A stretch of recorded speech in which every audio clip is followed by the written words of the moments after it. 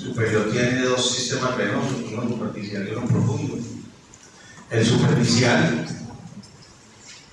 está compuesto por dos venas fundamentales, la vena basílica y la vena cefálica. La vena cefálica tiene una característica anatómica muy importante, es que se mete entre este surco, que se llama el surco deltopectoral. Entonces, eso es una referencia o un punto importante como tal. Eso que ustedes están viendo ahí es una mano, y entonces aquí ven un arco palmar, ¿sí lo ven? Ese es el arco palmar superficial. Acuérdense que hay arco palmar superficial y ustedes ven este que está saliendo por aquí debajito. Ese va a formar el arco palmar profundo. El arco palmar superficial, la mayoría viene de la arteria cubital. ¿Listo? Entonces, arco palmar superficial.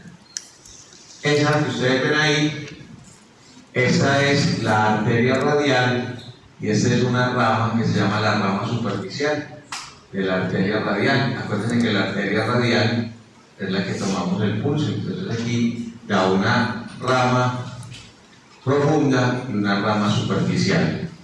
La rama superficial va a ser parte del arco palmar superficial y la rama profunda va a ser parte del arco profundo. ¿Quedó claro? Ahí vemos en toda su extensión la arteria radial antes de su división en rama superficial y rama profunda. Desde la arteria radial. Listo. Entonces, aquí en este tema es muy importante la parte vascular y la parte del tórax. Entonces nosotros tenemos un síndrome que se llama el síndrome de la abertura torácica superior, que está relacionado con todas las estructuras que del cuello van a ir al miembro superior y que eventualmente pueden estar comprometidas, comprimidas. Entonces, recuerden que los síntomas generalmente ocurren por compromiso, pero la primera manifestación no es vascular, sino que es neurológica. Las paresis y las parestesias son los primeros síntomas que el paciente tiene, ¿no? El grupo más afectado son mujeres de mediana edad, esto es verdad. El espacio postoclavicular, la estructura más comprometida es la vena. En el triángulo interescalénico, recuerden, están las ramas del plexo braquial y la subclavia. Y en la zona debajo de la apófisis coracoides todo el paquete, la arteria, la vena y el nervio. ¿Muy claro? Bueno. ¿Qué músculo es ese? Cerrato anterior. Cerrato anterior. Es una de las partes del músculo del tórax. Cuando este músculo se lesiona el nervio torácico largo, ¿qué le pasa al paciente? Escapular. Escapular. Eso entonces es el músculo cerrado. Ahí ya estamos viendo el arco palmar profundo, ¿no? Recuerden que la mano tiene dos arcos palmares, el superficial y el profundo, y se anastomosan, por eso la circulación en la mano está bastante buena. Esta la mencionamos ahorita. Entonces, tenemos un paciente de 60 años que ingresa al hospital con un dolor abdominal intenso. La tomografía revela un aneurisma disecante de la aorta torácica. En el hospital se rompe el aneurisma del paciente y es trasladado urgentemente al quirófano. Y durante el posoperatorio sufre una paraplegia. ¿Qué arteria se lesionó? ¿Se acuerdan? Que se las mostré varias veces con un señor con un bigotico hacia arriba, que era la arteria radicular magna o arteria de Adamkiewicz. No. Entonces, es obvio que la respuesta es la arteria radicular magna. Esto lo expliqué en clase, ¿no? No. Listo. Ahí, muy bonita, esta es la arteria braquial profunda, que se va a meter por este nervio. La arteria braquial profunda se mete por el canal de torsión del húmero en compañía del nervio radial. En esta cosita que es un repaso para ustedes, para llevarlos a orientarse sobre lo que deben recordar, es que esta es la arteria braquial profunda o humeral profunda, y la humeral profunda va acompañada del nervio radial y pasa por el canal de torsión. Eso es lo que explica por qué una fractura el tercio medio del húmero es tan grave, porque compromete la arteria humeral profunda. Esta sí ya es mucho más fácil. Aquí vemos la tráquea, ¿no? Entonces vamos a identificar todas estas. Esta es una fotografía muy bonita. Miren el arco del aorto, el tronco arterial brachiocefálico, la arteria mamaria interna, la arteria subclavia, ¿el qué? El escaleno anterior, la arteria carótida primitiva derecha, la arteria carótida primitiva izquierda, la subclavia izquierda y la mamaria o torácica interna izquierda. ¿Alguna duda sobre alguna de las estructuras que acabo de mencionar? ¿No? Listo. Bueno, ahí nuevamente, esto es el codo, y entonces aquí viene la arteria humeral, y la arteria humeral da dos arterias, la arteria cubital, perdón, la arteria radial y la arteria cubital. Este es la humeral, dando la arteria cubital. Y este nervio que ustedes ven aquí, que lo tienen que identificar, es la arteria, perdón, el nervio cubital. ¿Se acuerdan? El que se golpea uno aquí da mucha rabia, ¿no? ¿Sí o no? ¿Quién o no? Que más lo piense. ¿Quién? Listo. Y ahí la vena que está en la axila, ¿qué es la vena qué? Axilar. Es la vena axilar. ¿O sea que sí, Carlos? Sí. Bueno. Aquí la arteria cubital y aquí la arteria ¿qué? Radial. La rama superficial y la rama profunda de la radial. Aquí la arteria cubital. Este músculo es el flexor superficial, perdón, el flexor cubital del cardio. Y miren qué hermosura. Esta arteria es la torácica lateral y esta es la torácica medial. Traducido al español, arteria mamaria interna y arteria torácica lateral. Esto que ustedes están viendo, hacia acá está la parte medial del paciente y aquí estaría el miembro superior. ¿Listo? De hecho aquí alcanzamos a ver la emergencia de la arteria axilar. Nuevamente, la rama superficial de la arteria ulnar que va a ayudar a formar el arco palmar superficial. ¿Quedó claro? Esto es muy importante porque son las pruebas que ustedes hacen con Juan Guillermo de comprimir aquí, ¿se acuerdan? Sí. Para ver cómo está la vasculatura. Bueno, esto que ustedes ven acá, para que sepan, este es el ligamento inguinal, para que tengan este músculo, es el de los sastres, ¿se acuerdan? El sartorio. Entonces aquí, esta vena que ustedes ven acá, es la vena ilíaca externa, que cuando pasa el ligamento inguinal se convierte ¿en qué? En la vena femoral, ¿sí o no? Y aquí, esta es la arteria femoral, que venía de la arteria ilíaca externa. Recuerden que cuando la arteria atraviesa el ligamento inguinal, por debajo ya se llama femoral. Como las venas van hacia arriba, cuando la vena femoral atraviesa el ligamento inguinal, se convierte en la vena ilíaca externa. ¿Ha sido claro? ¿Listo? Eso. Me gusta que estés sentado lejitos. ¿Listo? La próxima de 200 años. ¿Quién es esa? Esta es la arteria tibial posterior. Esta arteria que ustedes ven aquí es la arteria poplitea. Esta es la rodilla desde atrás.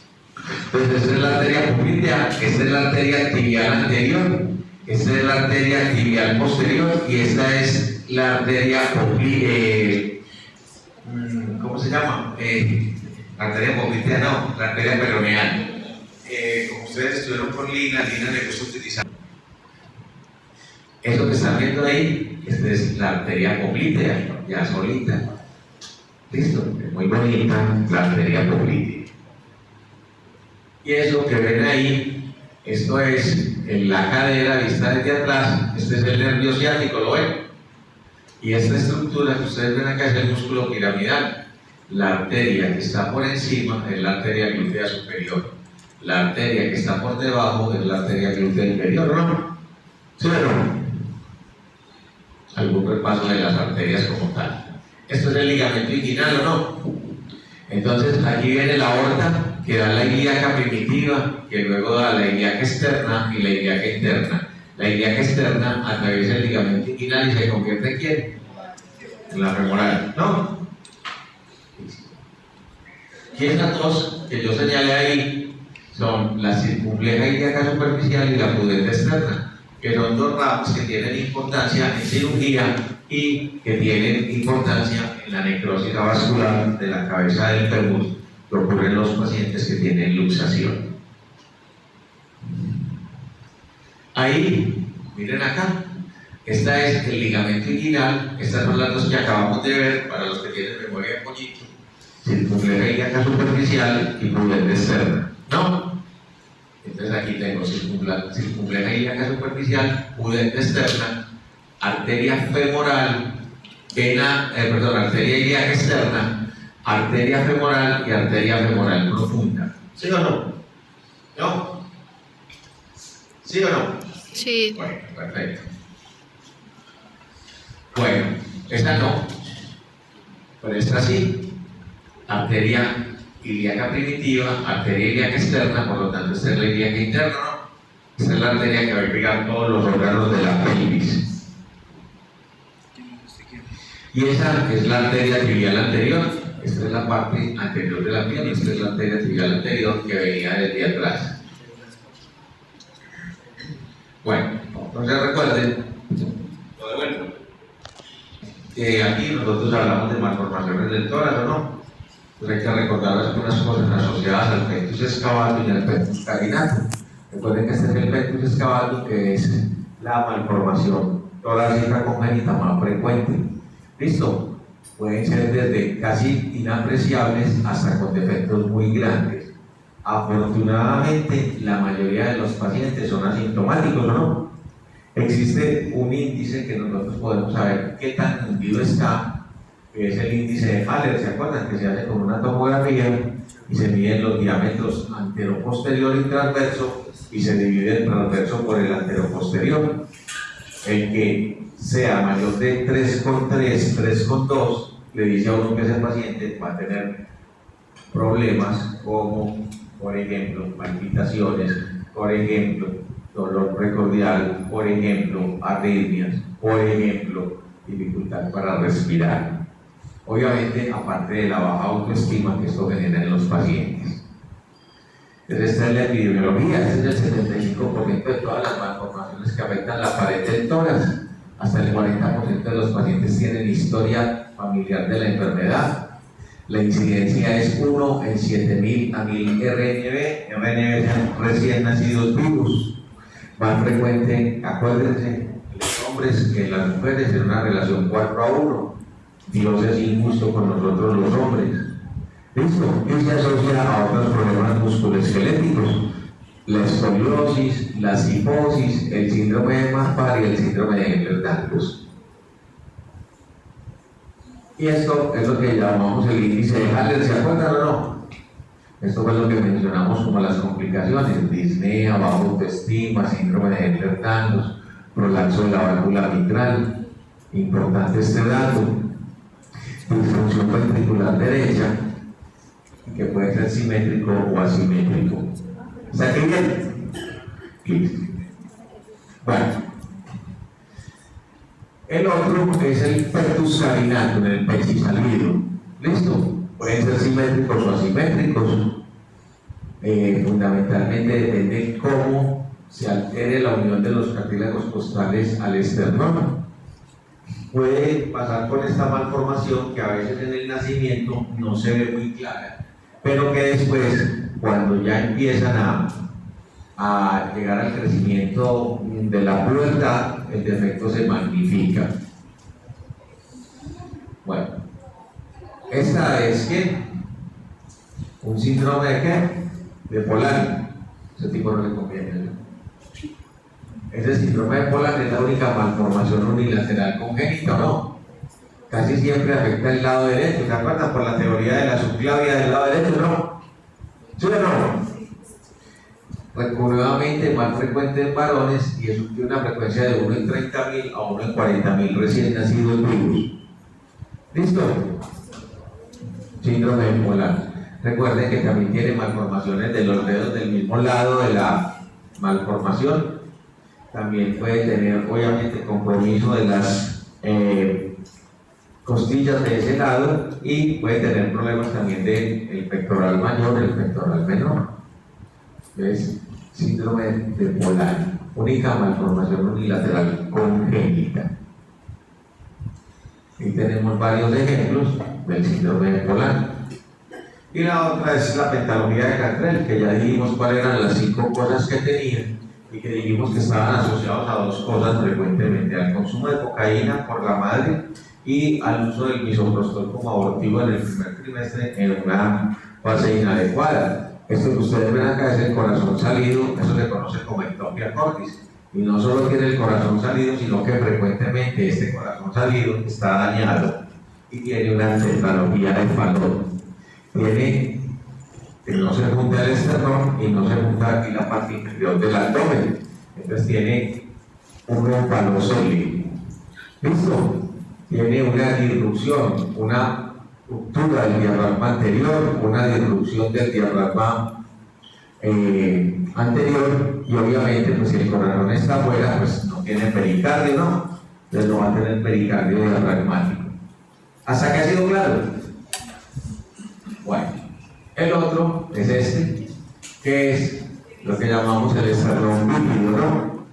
Que puede ser que se fusione, que no se fusione todo, que se fusione todo menos la parte superior, o que se fusione todo menos la parte inferior. Siempre que no esté fusionado todo, seguro tiene problemas cardiovasculares. Si está en la parte inferior, probablemente, y si está en la parte superior, raramente. ¿Listo? Los pacientes generalmente, pues, la mayoría son bastante asintomáticos. Y esto es una costilla que vimos en el arco anterior, el arco posterior. Entonces, basado en eso, nosotros vamos a hacer algunos análisis de la radiología de tórax. En el adulto tienden a romperse en la región de sus ángulos, y el síntoma más importante de una costilla fracturada es que hay siempre el dolor intenso localizado. ¿Esto es verdad o no? ¿Sí o no? Sí. La otra que dice es que las 4 primeras costillas están protegidas por la clavícula y el músculo pectoral mayor en la parte anterior, y la escápula y sus músculos adjuntos en la posterior. Esto también es verdad.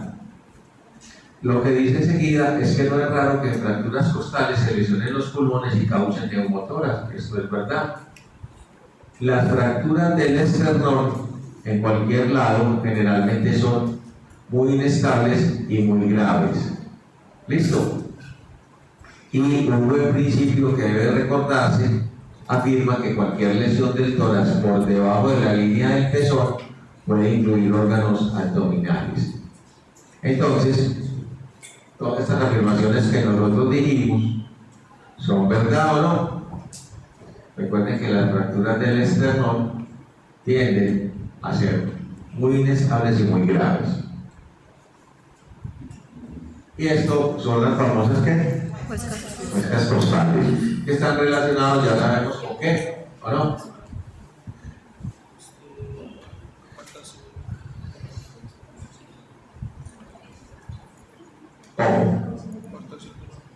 Entonces, recuerden que cuando tenemos muescas costales, estamos asociados casi siempre a una coartación de la aorta, ¿no? Los pacientes que tienen coartación de la aorta frecuentemente tienen otras 2 patologías asociadas, otros 2 hallazgos asociados, que es una aorta que en vez de tener 3 semilunares solo tiene 2. Eso se conoce como una aorta bivalva, y también podemos encontrar una comunicación interventricular.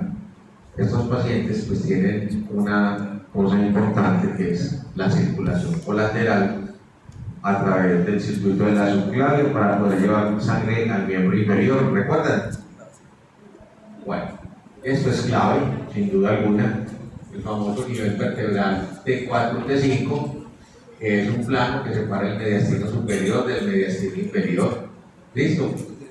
Nosotros decimos que este punto es el ángulo manubrioesternal, en donde se pueden contar las costillas.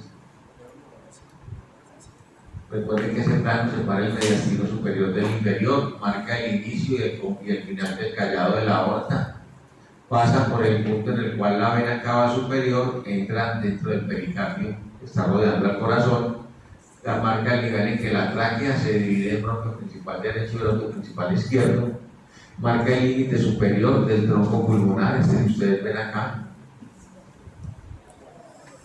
Y entonces, basado en eso, ¿cuál sería la respuesta incorrecta?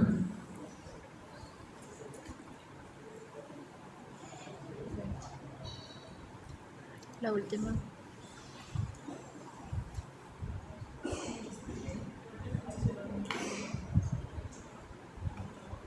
Marca el comienzo y el fin del callado de la vena ácidos. No, de la aorta, ¿no? No de la ácidos. Marca. ¿Sí o no? Pero si está acabando usted con esa jamoneta. No, no deja. ¿Y quién tiene dos panes? Y entonces, esto es muy interesante, es un tubo al tórax.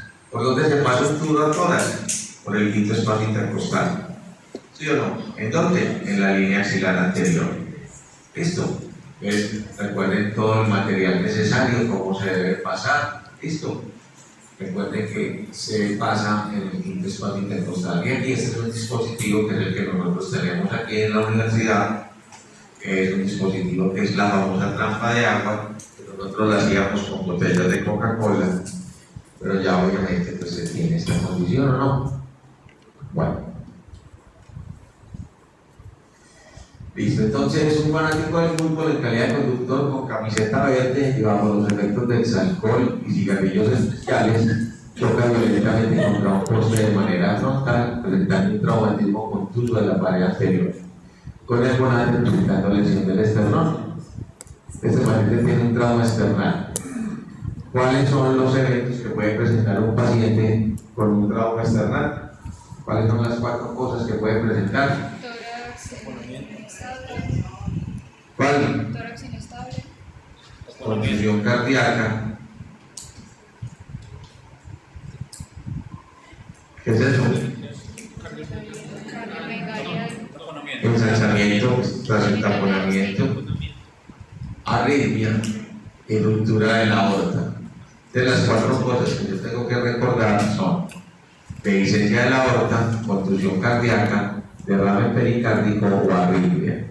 Pero recuerden, como dato anecdótico anatómico importante, es que el manubrio, la escotadura yugular, la supraesternal del manubrio está a nivel de la vértebra T3.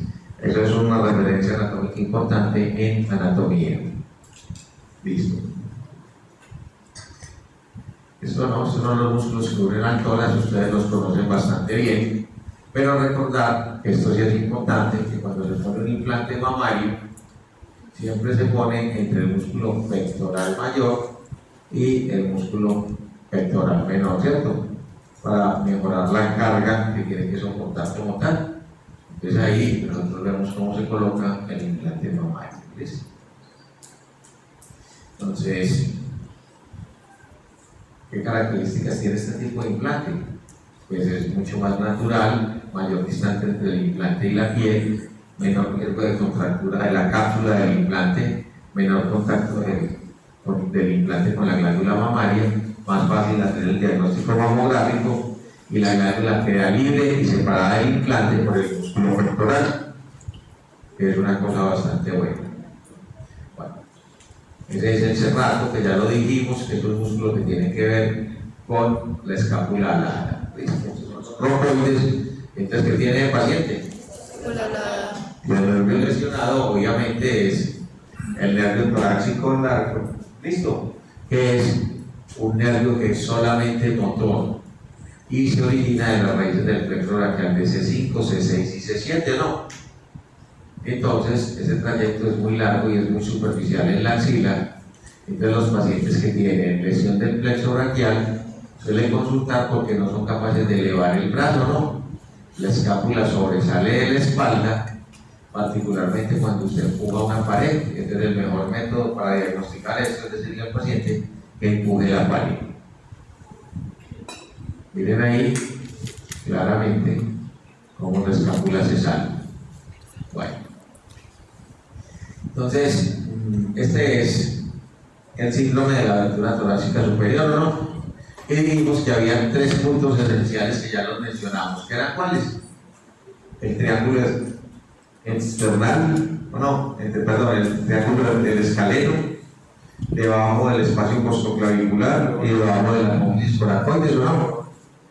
Entonces, nosotros tenemos tres sitios de compresión posibles que son bastante obvios: el triángulo escalénico, el triángulo costoclavicular. Aquí se puede comprimir el plexo braquial y todas las estructuras asociadas.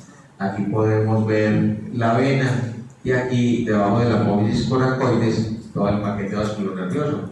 Recuerden que a la apófisis coracoides se pegan tres músculos importantes de recordar: el coracobraquial, el pectoral menor y una de las porciones del bíceps. ¿Listo? Estas son algunas pruebas al paciente para valorar el flujo sanguíneo a los miembros superiores. Se llama la prueba de estrés de Rous. Le pone al paciente en esta posición y se le dice que abre y cierra las manos por 3 minutos, y uno va mirando si el paciente se va agotando porque la extremidad se va cayendo o no, o si hay cambios de color, para diagnosticar una posible compresión de los vasos a ese nivel. ¿Oyeron o no? Y hay una triada que yo creo que José nos explica, que nos parece muy interesante, que se llama la triada de Selmonovsky. Esa triada tiene que ver con debilidad de la abducción y la aducción del quinto dedo. ¿Ven lo que lo está valorando o no? Porque generalmente la parte más comprometida es la región del cubital, ¿no? Luego, parecias y palidez de la mano con elevación. ¿Ven el cambio o no? Y la otra es la sensibilidad de comprimir el área supraclavicular con el pulgar. Esta triada se llama la triada de Selmonovsky y se considera un buen método de diagnóstico para un paciente de síndrome de la abertura torácica, ¿no? Recuerden que estos síndromes no solo generan síntomas desde la extremidad superior, sino también en el tórax, en el cuello, los hombros y la cabeza. Y esto ocurre por compresión continua o intermitente del plexo braquial y o la arteria y o la vena subclavia y o la arteria vertebral.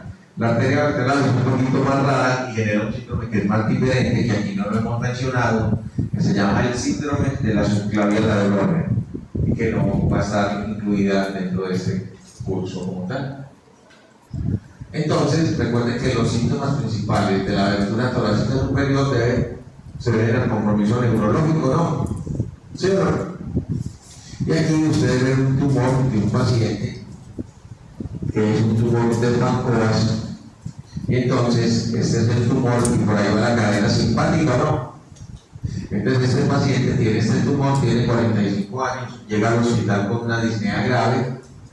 La exploración radiológica es esta que ustedes ven acá. La exploración física revela que la paciente tiene miosis pupilar, dosis facial del párpado y antidosis facial. ¿Qué son estas tres cosas? 1, 2 y 3. ¿Cómo se llama ese síndrome? Síndrome de Claude-Bernard-Horner. ¿Y por qué síndrome de Claude-Bernard-Horner? Porque está comprimiendo la cadena simpática, ¿no? Comprimo la cadena simpática, entonces se queda en el ojo predominando y en la cara la inflamación parasimpática, ¿no? Entonces, por eso el paciente tiene miosis, tiene tosis, se le cae el párpado y aneurosis facial, cambio en la sudoración y es ipsilateral. Listo. Esto fue lo que miramos ahorita, ¿se acuerdan? Que era la arteria radicular de qué? De Adam-Kewis. Este paciente claramente tiene muescas costales o no. Entonces, estos son muescas costales y probablemente lo que este paciente tenga es que tiene muescas costales. ¿Qué es un qué? Coartación de la aorta. Este es un paciente de 48 años con un diagnóstico de cirrosis alcohólica e hipertensión portal asociada. La consiguiente elevación de la presión portal dirigirá la sangre hacia las venas colaterales que drenan en la circulación venosa sistémica. Esto es importante en tórax y en abdomen porque yo tengo que tener claro la circulación colateral que se genera en una hipertensión portal para no confundirla con la circulación colateral que se genera en una obstrucción de la vena cava inferior. Entonces, miren acá, este paciente nos van a hablar de las anastomosis portosistémicas, gastroesofágicas, anorrectales, paraumbilicales y retroperitoneales. Esas son las 4 anastomosis que generan la hipertensión portal. Entonces, esto produce la cabeza de medusa, esto produce las hemorroides y esto produce las varices esofágicas, ¿no? Estas no se ven, pero cuando sangran son mortales.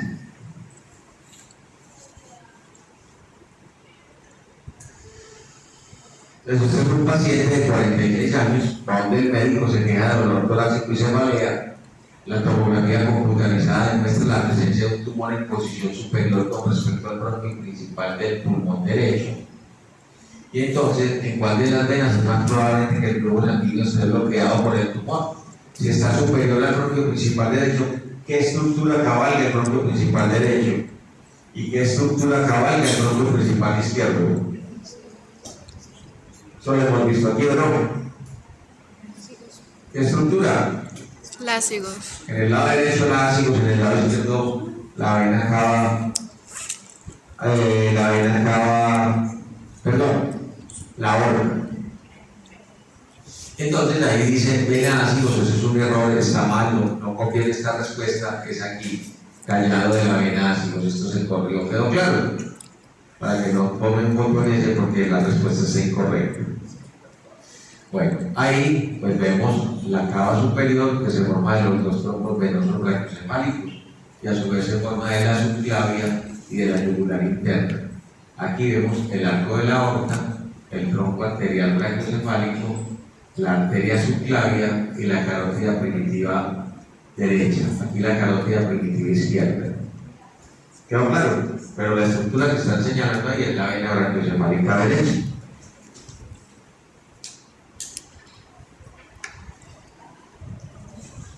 Listo. Pues, ¿quién me contesta eso?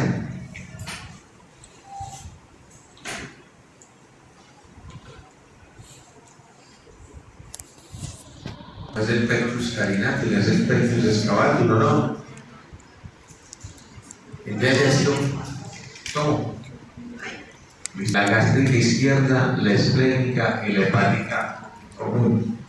Esta de acá es la mesentérica superior. Estas 2 arterias son las arterias gonadales.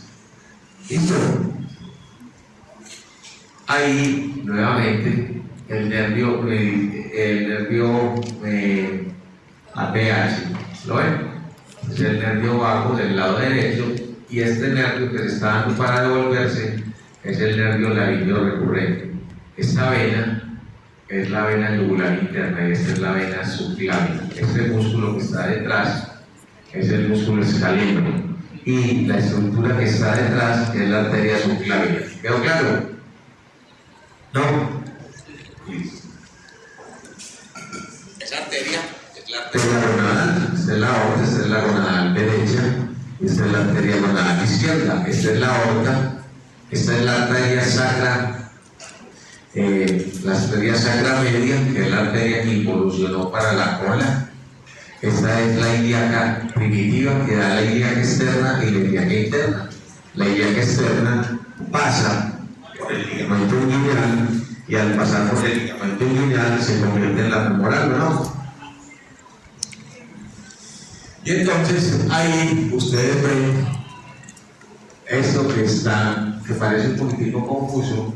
Esta es la cavidad pélvica, entonces esta es la arteria glútea superior y esta es la arteria glútea inferior.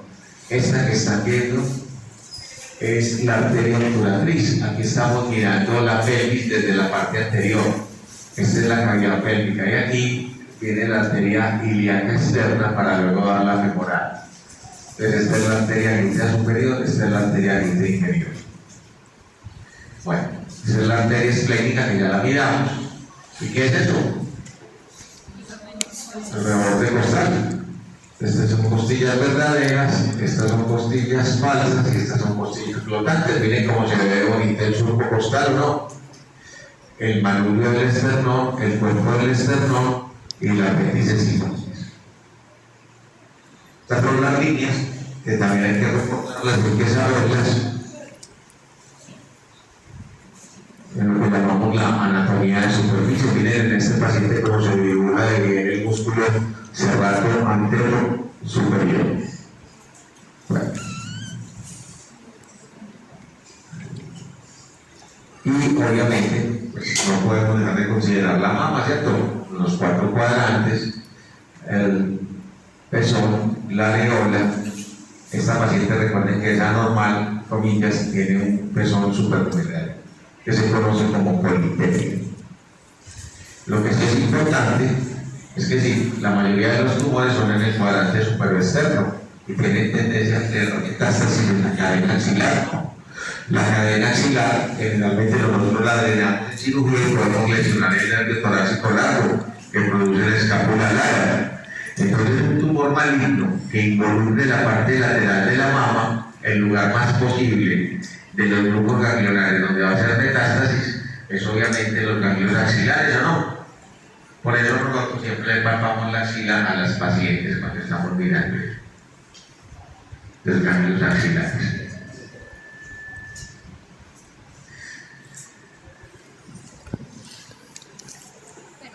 ¿Cuál de esas estructuras no contacta con los cuerpos vertebrales?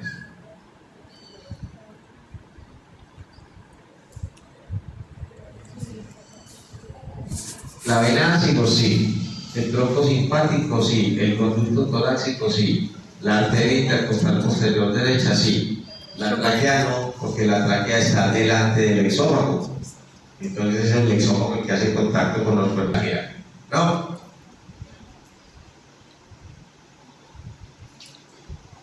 Bueno, este es un paciente de 56 años que consulta con sensación de pirosis epigastral y además de dolor retroesternal. Se le solicita un estudio imaginológico que muestra una hernia hiatal deslizante. ¿Qué estructuras podría comprometer la hernia? Puesto que cruza por el mismo orificio del diafragma. Bien, frénico. Estamos hablando de una hernia hiatal deslizante, por ahí pasa el exófago. Bien, los troncos vagales o no. No. Porque recuerden que los vagos van por delante y por detrás del exófago, formando el tronco vagal anterior y el tronco vagal posterior. Bueno, entonces, miremos que de estas opciones podrían ser incorrectas. Las son de 3, esto es verdad. El dermatomate 4 está a nivel de los pezones de los varones, esto es verdad. De la segunda a la novena costilla, la cabeza se articula mediante una articulación sinovial con el cuerpo de la vértebra correspondiente y con el de la vértebra situada arriba. Esto es verdad. En el síndrome de Maillard-Santón, disostosis cleidocraneal, predominan las alteraciones de la clavícula y el cráneo, anomalías en erupción y dimorfismo dentario. Esto es verdad, ¿no? ¿Se acuerdan? La vena subclavia está estrechamente relacionada con el ganglio cérvico-torácico o ganglio estrellado. La opción más débil de una costilla situada justamente delante, anterior al ángulo. Esto es verdad. La vena subclavia no tiene nada que ver con el ganglio cérvico-torácico. Recuerden que la vena subclavia es muy anterior, ¿o no? La que está relacionada es la arteria vertebral. Bueno, este ya lo vimos, que es el vago, esta es la arteria gonadal, la arteria glútea superior. Y así ya de una vez.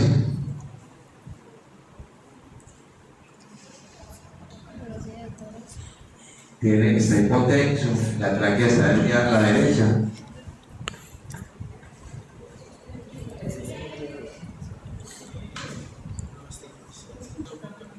Hábleme de un neumotórax. Alguien que me dé otra oportunidad de diagnóstico. Es que hay desviación de la tráquea.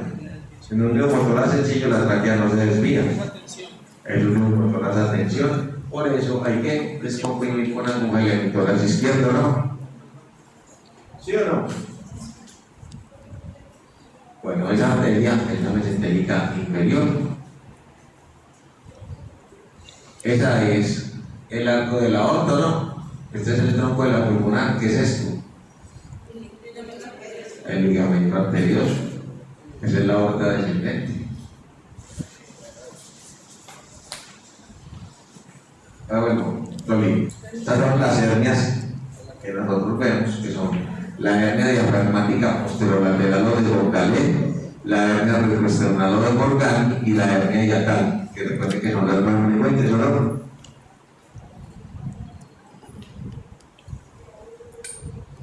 ¿Cuál es la incorrecta ahí? ¿Las qué? ¿Y cómo las hernias que son deslizantes? Realmente es una de las tipos de hernia. ¿Por dónde ocurre esa hernia? Por el hiato del esófago. Entonces, las hernias más frecuentes son las hernias ¿qué? Hiatales. Y aquí dicen que las hernias más frecuentes son ¿qué? De la aorta. Y para hiatales, eso es mentira. Son por el orificio del esófago y son hiatales. Entonces, esto es lo que ustedes tienen que recordar que pasa por cada orificio. El orificio aórtico pasa a la aorta, el conducto torácico y los nervios esofágicos mayores, ¿o no?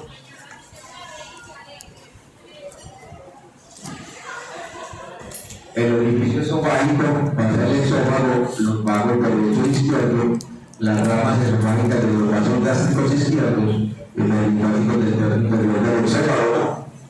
¿Sí o no? Ahí el hiato esofágico. Y por el orificio de la cava inferior pasa la cava inferior y el nervio frénico derecho, ¿no? Que son los grandes que uno tiene que recordar.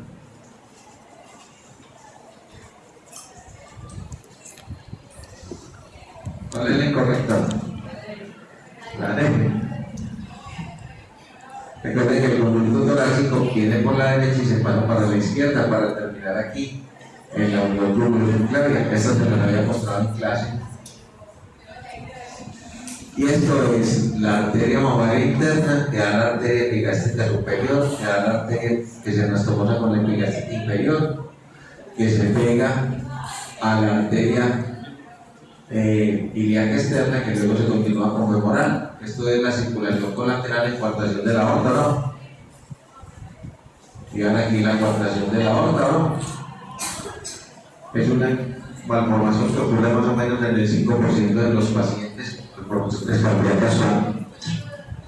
Tiene más o menos 2 casos por cada 100.000 recién nacidos vivos y nuevamente más frecuente en varones. Y dijimos que se asocia a comunicación interventricular que aorta y cúspide o bivalva.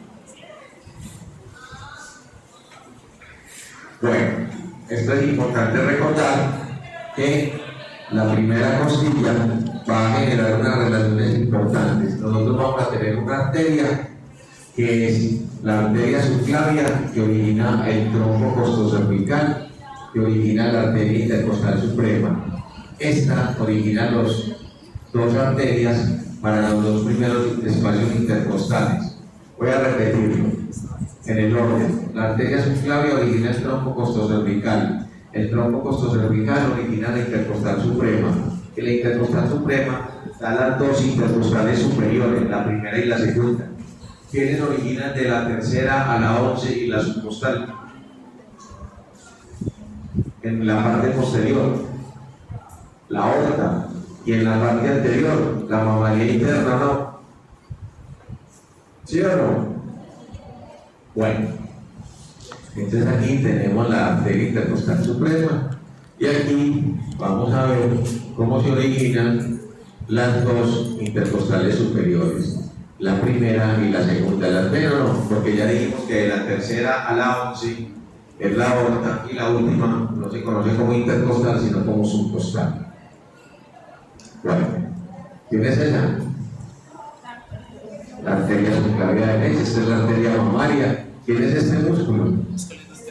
Escaleno arterial. Incorrecta. Suprema surge el tronco costocervical. Eso lo acabamos de ver o no. No. La arteria intercostal suprema origina las 2 primeras arterias intercostales posteriores. Eso lo acabé de decir. El espacio situado por debajo de la costilla donde no se encuentran dos costillas y por eso se denomina espacio subcostal. Y el ramo anterior del nervio espinal T12 es el nervio subcostal, esto es verdad. El triángulo de auscultación es un área delimitada por el borde medial de la escápula, el borde lateral del trapecio y el borde superior del total ancho, siendo su piso romboide mayor, esto es verdad. Usualmente las venas mamarias internas drenan en las venas subclavias. Usualmente drenan en los troncos venosos radiocefálicos, ¿no? Eso lo dijimos 20.000 veces cuando describimos cuando se destruía la cava inferior y la sangre regresaba por la vía de las epigástricas. Obviamente muestras costales son lo que este paciente ¿qué más tiene? El corazón a otro El lado. corazón a la derecha, tiene una destrocardia. Bueno. ¿Listo? Eso que ustedes están viendo, esto es el tórax, esto es la famosa cadena simpática o tronco simpático, ¿listo? Eso es una estructura importante acá. ¿Cuánto tiene derrame el paciente?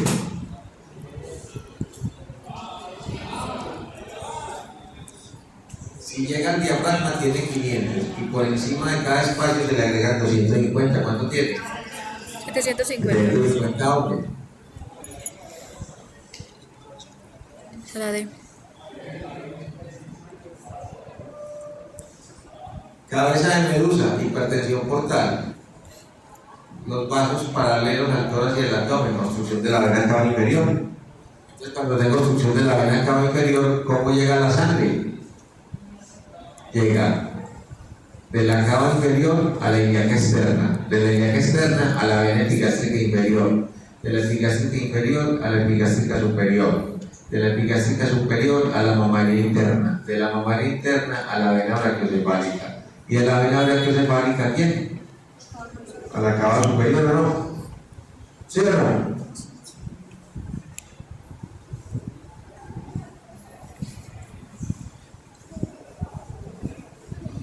Esto también es la mostré en clase.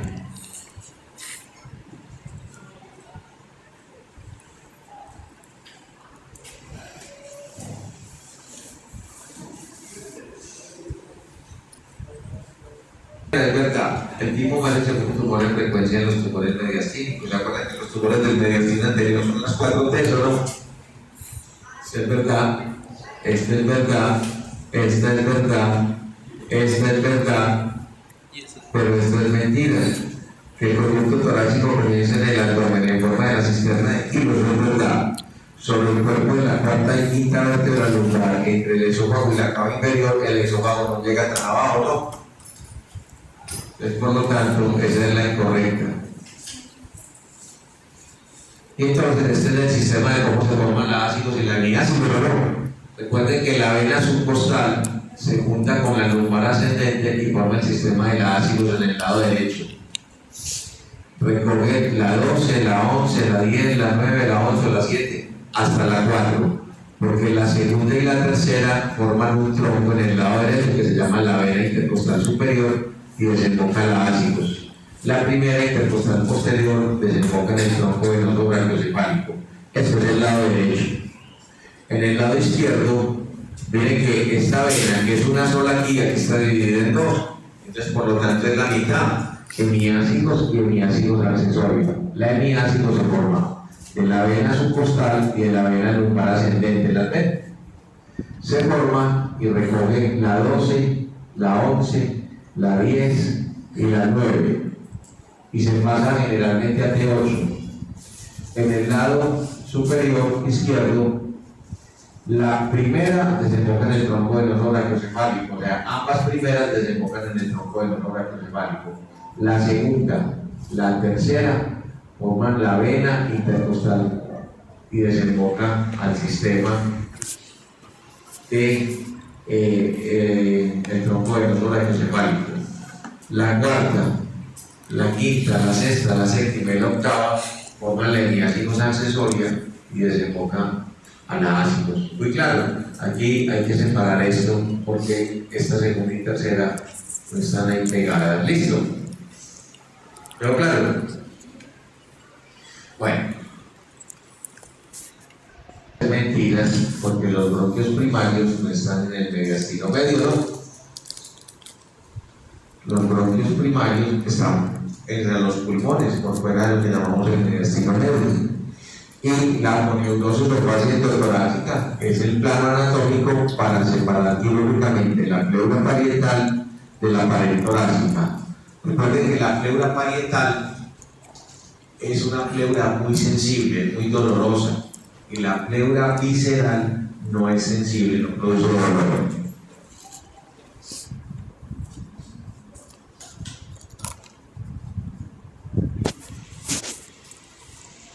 Estructuras están en el mediastino posterior. De hecho, lo acabamos de ver. Tráqueo. Mediastino posterior.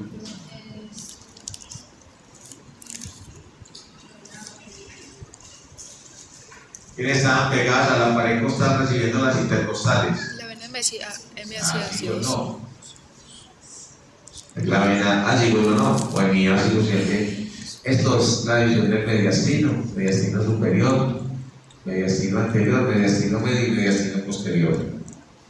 Esa es la división del mediastino, que ustedes ya la conocen. Y esto es el mediastino superior. ¿Qué hay? La vena ácidos, ¿lo ven? Alcanzamos a ver la vena cava superior, alcanzamos a ver la tráquea, alcanzamos a ver el exófago, ¿no?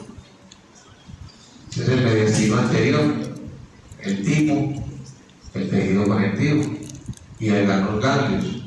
El mediastino medio, ¿qué encontramos? El corazón, la salida de los grandes vasos, ¿no? También encontramos, por estar muy relacionado con el corazón, el nervio frénico, ¿no? Y el mediastino posterior encontramos la cadena simpática, la vena ácidos, este es el lado derecho, el conducto torácico, la aorta torácica descendente, y en el otro lado encontramos el esófago, y recuerden que los bronquios quedan por fuera de este mediastino. Este es el mediastino posterior. En el mediastino medio no hay bronquios. ¿Listo? Pero es la pregunta que hice ahorita. Pero nuevamente estos son los contenidos de cada uno de los mediastinos, ¿no?